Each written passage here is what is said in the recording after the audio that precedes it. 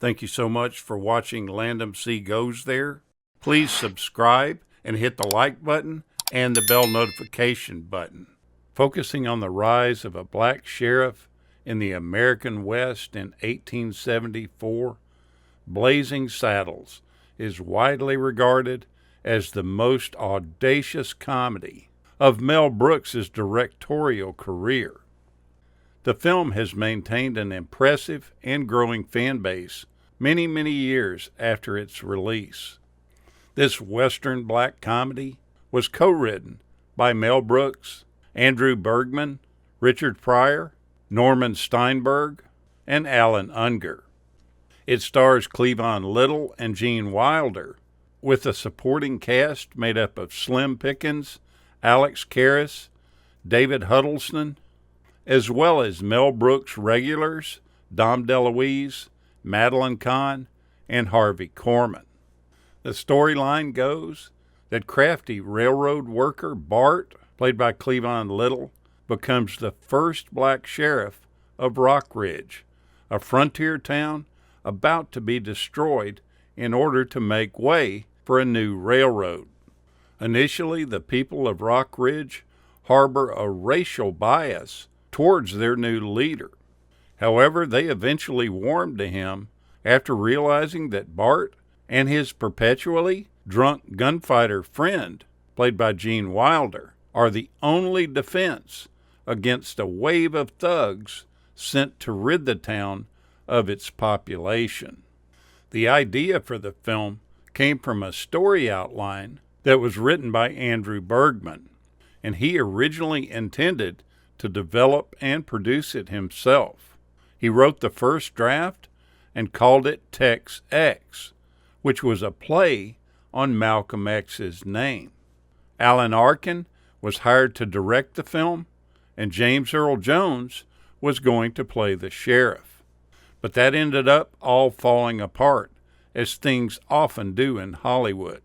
Mel Brooks was really taken with the story, and he purchased the film rights from Bergman.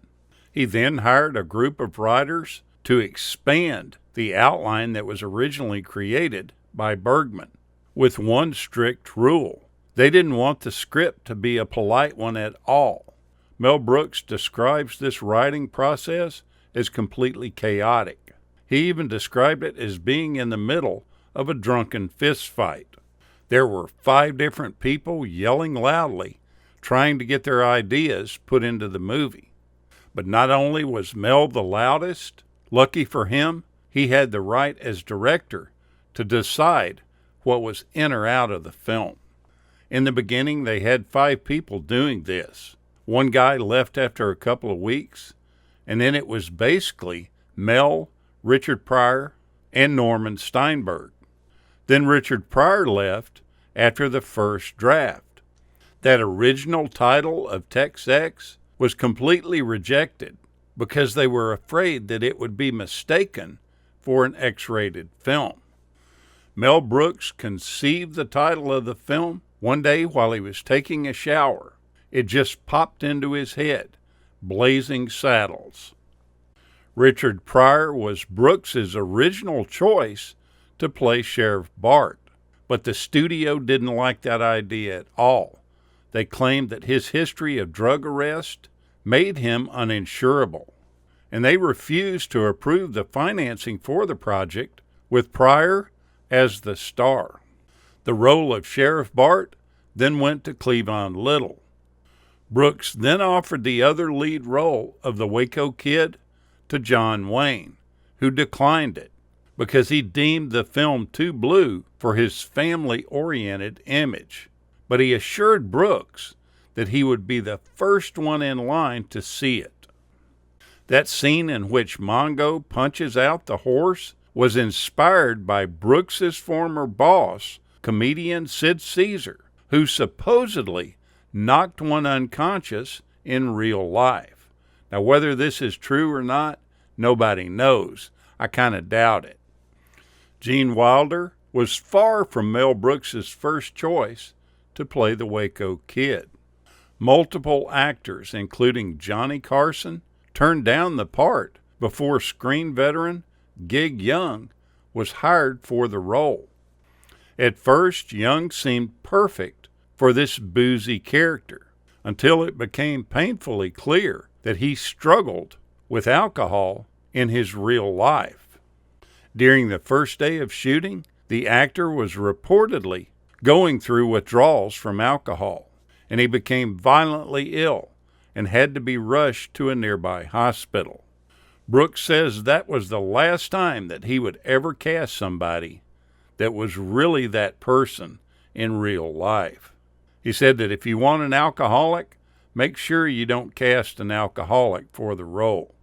Fortunately, Gene Wilder knew most of the kids' lines and was able to take over the part almost immediately.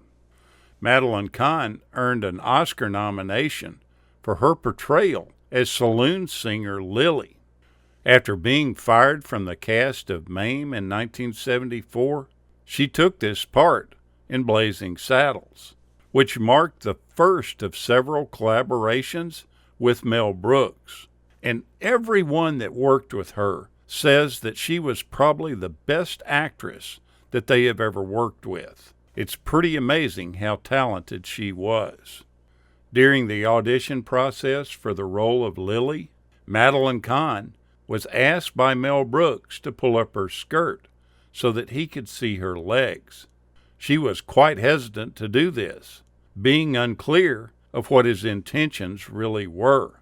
He assured her that he was a happily married man and actually just wanted to see if her legs were good enough for the shots that they needed in the film.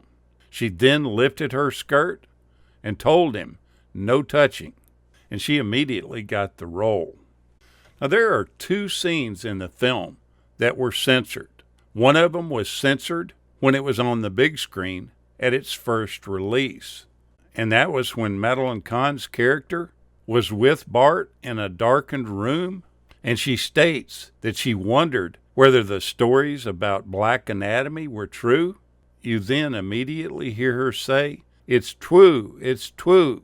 Mel Brooks had an additional line after she says this, where the sheriff says, "You're sucking on my arm." The studio wouldn't let this go through at all. This was the only thing that they censored in the initial release of the film. But it was also censored in a different way when it hit television. The most classic scene from the film is the bean scene around the campfire. These gas-passing scenes is what the movie is probably most remembered for. But in the release on television, they dropped the audio completely out. So you see these guys standing up and positioning themselves, but you never hear the sounds, which takes away the fun of the whole process. If you want a grand laugh, go back and watch this great film from Mel Brooks. It's a good one. Thank you so much for watching, and we'll continue to chase the classics.